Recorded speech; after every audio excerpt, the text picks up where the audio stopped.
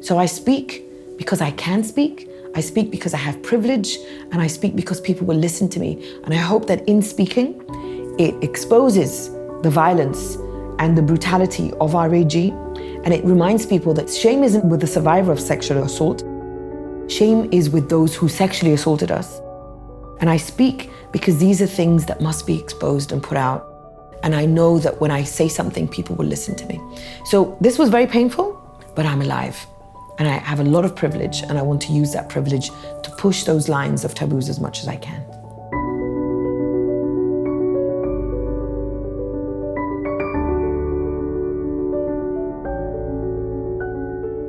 My name is Mona Eltahawy. I'm an Egyptian-American author and feminist activist. And basically, I travel the world to say, fuck the patriarchy. So I was born in Egypt, and when I was 7, my family moved to London because my parents got a scholarship to get a PhD in medicine. So between the age of 7 to 15, we lived in the UK. And then we moved to Saudi Arabia, and my world literally turned upside down. And I usually describe those years in Saudi Arabia as being traumatized into feminism. Because when I first moved there, I mean, to be a 15-year-old girl anywhere in the world is really difficult. But to be a 15-year-old girl who moves from the UK to Saudi Arabia, it's like we moved to another planet. Because for me, a very early lesson of what it's like to be female in Saudi Arabia is that you are the walking embodiment of sin. Between men's eyes, men's hands, men's judgment, everything, like all the molecules are like misogyny everywhere. So I fell into a deep depression. I just could not handle it. And I discovered the word for what I needed to fight against this, and the word was feminism. When I was 19, ironically enough, at the library of the university I went to in Jeddah, Saudi Arabia. And for some reason, I don't know who did this, because there's no women's and gender studies program in that university to this day. Some renegade librarian or professor had put all these feminist journals on a bookshelf that I discovered. And they had all these feminists like from my heritage, like from the Middle East, from Muslim backgrounds, and also other feminists of different backgrounds. And I remember when I first discovered the word feminism and discovered their writing, it terrified me. I would just put these books down and these journals down and just walk away. Because I was really scared, because I understood that the more I got into that, the more it would just unravel everything. And I use that experience now to tell people, when something really scares you, it's an indication it's something you really need, because it's going to really unsettle all the things that you need to shake up in your life. Feminism saved my life, and feminism saved my mind. And thanks to Saudi Arabia, ironically enough, I became the woman I am today. I remember in my early 20s when I moved back to Egypt to become a journalist, to study journalism and to become a journalist. My uncles and aunts were much more concerned about marriage than my parents were. And they were always lining up potential suitors. Oh, you have to meet this guy. He travels the world. Oh, you have to meet this guy. He has so much money. He'll buy you everything you want. Oh, you have to meet. And I refused. I would tell my uncles and aunts, you know what? I don't want anyone to take me around the world. I'm going to take myself around the world. You know what? I don't want anyone to get me money. Money is not the most important thing in the world for me, and I'll make enough money. So I don't want your rich husbands. And that pressure always came from my uncles and aunts. It never came from my parents. So I'm really lucky in that regard. I recognize that as a massive privilege. But I think that it became quite obvious that I was walking down a much more liberal path than my parents and my siblings. And it took a while for us all to be comfortable with that. So, for example, I chose to wear a headscarf. I say chose, in inverted commas, when I was 16, soon after we moved to Saudi Arabia. But again, it was a very loaded choice. I mean, to be this teenage girl in Saudi Arabia with all that pressure of, I was groped during pilgrimage in Mecca, 3 weeks after we arrived in Saudi Arabia. So how much of it a choice really is it? I think I began to wear hijab at 16 because I wanted to hide my body from all the assaults and the groping that happened to me when I was in Saudi Arabia. And I've heard this from friends of different backgrounds who are not Muslim, who are not from the Middle East, about how when they experienced groping and sexual assault at a young age, they too wanted to hide their body. So I say I chose to wear hijab, but how much of a choice was it really when, you know, you're groped at 15 during pilgrimage in Mecca? And this story of being groped during pilgrimage is very common, but rarely spoken about, which is why I insist on speaking about it. But then, very soon after I began to wear hijab, I realized it wasn't for me and I wanted to stop wearing it. But my family weren't happy with that. Just as many women I know whose families don't want them to take off their hijab. So it became this burden, it took me 8 years to be able to take off my headscarf. So I tell people, so I chose to wear a headscarf and then I chose to take it off, but it took me 8 years to choose to take it off. Why is it easier to choose to wear hijab than to choose to stop wearing hijab? So again, it's one of those things that I think that as Muslims especially, we have to really look at and be honest about it. And so by the time I finally said, okay, that's it, I'm taking off my headscarf, I was 25. My mother wasn't too happy. My father by that stage said, look, you're an adult now and we can't tell you what to do anymore. But it took 8 years to get to that stage. I think one of my earliest lessons when I became a writer, especially of opinion columns, but once I became an opinion writer, a columnist, this was around 2000, 2001, it became very apparent to me that women with opinions were targeted by everyone. There is something about a woman with a strong opinion that just makes people go, ah. Again, they call you arrogant, they call you attention-seeking, they ask you, who the hell do you think you are that you can express your opinion? So I've been receiving these attacks for having an opinion, basically for the past 17 years. And it was hard, it was really hard at the beginning to just watch this vitriol and hate from men especially, just because I expressed my opinion about something. So at first it used to be really difficult for me. My column would come out on Monday and I would just brace myself for the outpouring of hate. And I'd be like, oh my God, what are they gonna say now? But you do thicken, your skin does thicken. So now I'm at the stage where I'm like, I don't give a fuck. This is my opinion. I'm going to express it and go fuck yourself. Because I've earned this opinion. I've worked really hard to get to where I am. Injustice has always made me furious and enraged. I'm a very angry person. And when people ask me where I get my ideas from and what fuels my work, I tell them anger. I wake up in the morning, whatever makes me angry, I write about. So it's basically the fuel for my life is fuck this shit. This is wrong, this can't happen.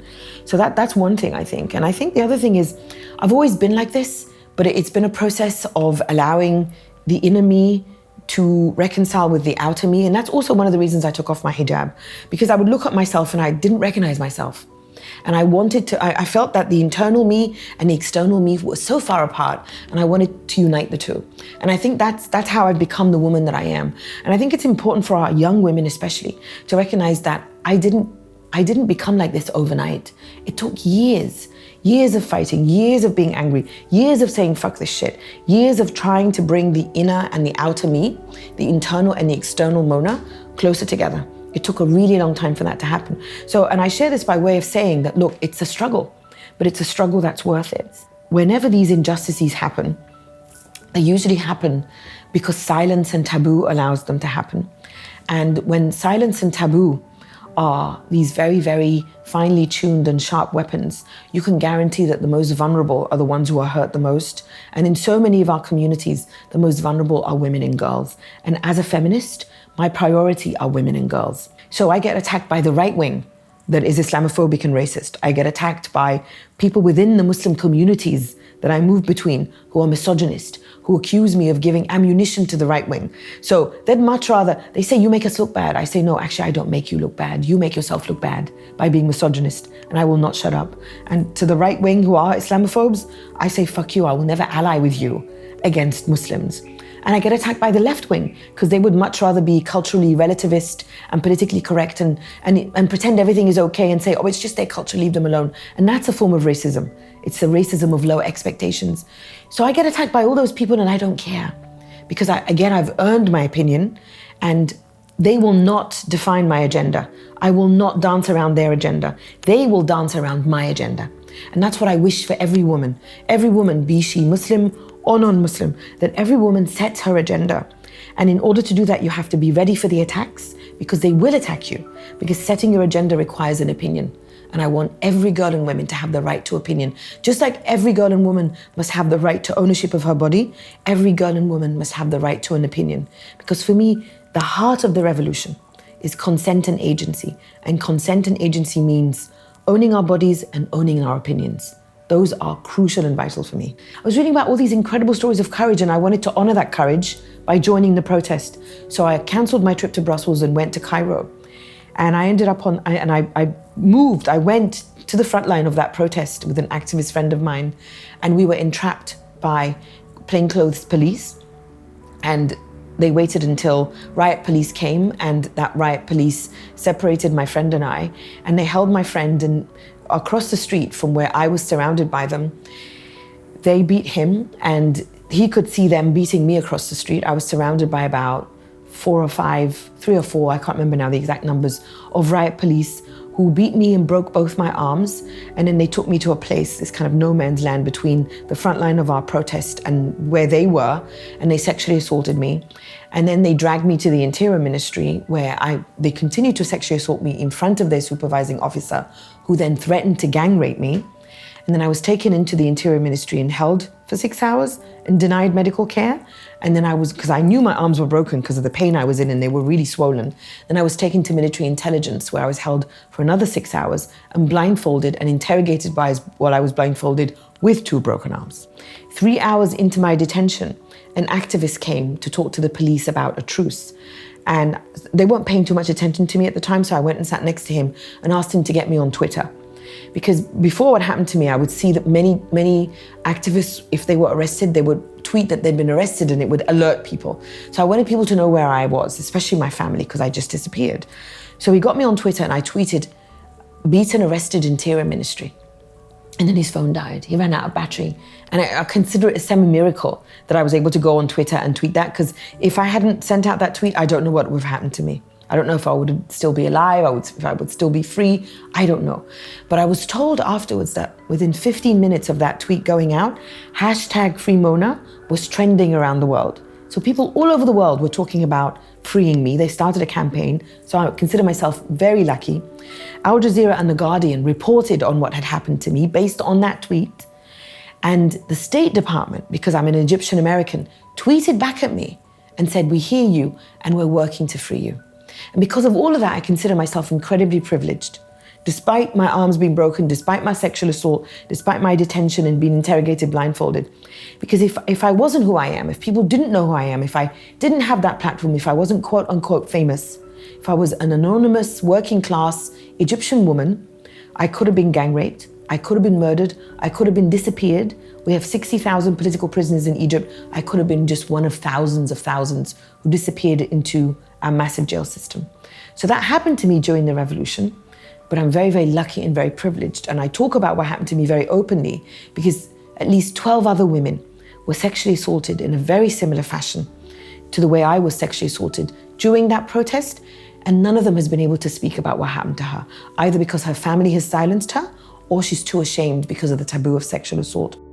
So that rage, that anger, that fuck this shit, I put into my feminist activism because I am determined to free our girls and women through my own struggle and by presenting my struggle as an example, not by saying I'm the voice for the voiceless, because I don't believe in that concept. Everyone has a voice. No one is voiceless. If we don't hear their voice, we have to ask why. And so one of the lessons that I've learned that I try to share with our young women especially is be angry. Because we're socialized not to be angry. We're socialized to be nice and polite. I say fuck being nice and fuck being polite, because nice and polite gets you nothing. I say angry women are free women. I say be arrogant, because one of the things that we're often told is, oh, you're so arrogant. Who do you think you are? I am who I've worked so hard to become. I have earned this arrogance and I'm proud of this arrogance. And I say, yes, I am attention seeking. Because again, one of the things that we use against women, we never use this against men, is, oh, she's such an attention seeker. She's such an attention whore. Oh, you got arrested spraying that racist ad in New York because you just wanted attention. I say, you know what? I did want attention. I am an attention seeker and I don't apologize. And then selfish is another thing. Oh, you're so selfish. You don't want children because you're selfish. You don't want to be married because you're selfish. I say, okay, you know what? I am selfish. So one of the things that I want to convey to our young women especially is take all those things that they use as weapons against women and turn them into your own weapons. Say, I am arrogant and I don't apologize. I am attention seeking. No, sorry. I am selfish and I owe you nothing. When you claim all those things for yourself, you create the space for yourself that you have earned and you say, I am here and my existence is resistance. And I will not apologize for any of that because this is who I am and you have to handle it. It took me ages to be able to feel comfortable having intercourse because I was brought up with the teaching that you have to wait to get married to have sex. And so I obeyed that teaching and I ask in my book, why did I obey? And I waited and waited and waited, and I spent most of my 20s working on my journalism career because I wanted to be a journalist since the age of 16. And because I was this kind of like determined feminist and determined journalist and an angry woman who wouldn't put up with shit from anyone, I scared a lot of people. I scared a lot of men. A lot of men were genuinely scared of me. And I didn't want to marry anyone scared of me. I wanted to marry someone who was comfortable with the way I am. So I found no one I wanted to marry. So I was like, what the fuck am I going to do? I'm supposed to wait till I get married to have sex, and I can't find anyone that I want to get married to. So I was like, fuck it. I'm going to have sex, finally. But you know what? It took me until I was 29 to be able to pluck up that courage to say, I'm done with waiting and I'm done with obeying. And I share this story again by way of asking, why did someone like me, this feminist who went all the way to China in 1995 for the Women's Conference in 1995, and who took off her hijab against her family's wishes and all that, why was I able to face down my headscarf before I was able to face down my so-called hymen, seeing as I talk about headscarves and hymens? And because sex is such a taboo, because it's so difficult for us to talk about sex. And so when I finally began to have sex at 29, it was a wonderful thing, wonderful, beautiful thing. And I tell everyone, sex is great. And I wish I hadn't waited that long. And I share that story again because I want our young people to be able to enjoy sex, to be able to enjoy their bodies inside or outside marriage. I don't believe it's a sin. I don't believe sex is a sin. As long as sex happens between consenting adults, it is a wonderful thing. And I don't believe it's a sin. I don't believe you have to wait to get married. I don't believe you have to be in love to have sex. I believe that sex is a right, that enjoying our bodies and having pleasure is a right. But when I began to finally have intercourse, I didn't have anyone to talk to because I didn't know who around me was having sex. So I say that I've moved from being that 29-year-old virgin to the 49-year-old woman who says, I own my body and I enjoy my body and it's my right. And that my body doesn't belong to my family, doesn't belong to the mosque, it doesn't belong to the state, doesn't belong to the street, it belongs to me. And I want our young women and our women who feel ready to have sex to be able to enjoy their body in that way. And at the end of the day, I want people also to remember that we have a long heritage. Wherever we come from in the various Muslim worlds that we come from, so I'm from Egypt, so my heritage is the Arabic language heritage. There is a long heritage of erotica and of desire and of lust by Muslim women that has been totally erased. There's a great book that I recommend to people called Classical Poems by Arab Women, in which women talk openly about desire and lust, all the way from the 6th century, just before Islam, to the Andalusian century that's 12th century. So I talk about all these things we're not supposed to talk about because when we're silent about them, they hurt our girls and women. And when we're silent about them, we're denying our girls and women something that must be their right, and that is ownership of their body. When I look back at my childhood and my early teen years here in the UK, in London and Glasgow, one of the things that I realize now in retrospect, and something that also has fed my feminism, is how little was expected of Muslim women. So my English teachers would ask me, what does your dad do? i.e., you all followed your dad halfway across the world to London. And I would say, actually, my parents are both doctors. And actually, my parents both have a scholarship to come and do a PhD here, which blew their mind. So it was a very early reminder of, they don't expect a Muslim woman to be a doctor who's working for a PhD. And, my family surname would always come up and people would learn that my mum has another surname to my dad and they would be shocked. And I would say, well, yeah, Muslim women in Egypt don't take their husband's surname. And again, all these British women would be shocked. And it's like second wave feminism, when that was one of the things you're fighting for. But it was a reminder, and I see it now for what it was at the time, that they expect so little for and of Muslim women, that I was telling them all these things that were blowing their mind. So it's one of the things that I use now to remind people that we need to complicate the story of Muslim women. We need to show all our humanity, represent all our different selves, because we're always defined, and that's why I called my book Headscarves and Hymens, we're always defined as Muslim women by what's on our head and what's in between our legs. And our lives are much more complicated than headscarves and hymens. If I could tell my 19-year-old or my 16-year-old or even my 29-year-old self anything, I would say that you can overcome the guilt and shame of having sex outside of marriage. You can, because I have, made up for lost time. I wish I'd had sex much earlier. You can overcome the guilt and the shame. I tell people I fucked the guilt out of my system. I tell people this unashamedly because sex is a wonderful thing. And you can create yourself a position in this world where you are heard and where you demand that people listen to and that your opinion counts. You can do all those things. That's my advice to younger me, and that's my advice to younger everyone. In whatever small circle you move in, if you hear someone being misogynist, if you hear someone being racist, if you hear someone being homophobic, confront them. That is your revolution. The revolution comes through daily acts of defiance and disobedience and resistance. So I say, find ways that you can defy and disobey and disrupt. So it's defiance, disobedience, and disruption. And do those every day, no matter how small. It's not about the massive single act. It's about daily acts of disobedience, defiance, and disruption. Because when everyone out there goes around doing those 3 Ds, we dismantle the patriarchy, because the patriarchy is all over and we all have to chip away at it. And the more powerful you become, the more those 3 Ds, disruption, disobedience, and defiance, will grow with you. So that's not just how you can help me, that's how you help yourself. That's how you help other women, because everyone has privilege. And I believe that, but it just depends on what kind of privilege you have. And I think that when you have privilege, you're 10 times more obliged to fight harder than others. So find the ways you have privilege, find the ways that you can disobey and defy and disrupt, and use that privilege to push those 3 Ds as much as you can. And I hope that I continue to push for all the things that I've been pushing against and for all this time. And I hope that by being in the world the way that I am, it encourages and inspires younger people, younger women especially, to know that it took a really long time to get to where I am, but it's possible for her, whoever she is, to get to wherever she wants. That it's hard, it's not easy, it doesn't happen overnight, but I hope that I serve as some kind of bridge for young women who are considering that journey ahead, to know that that journey is worth it, that journey is hard, but that you can make that journey.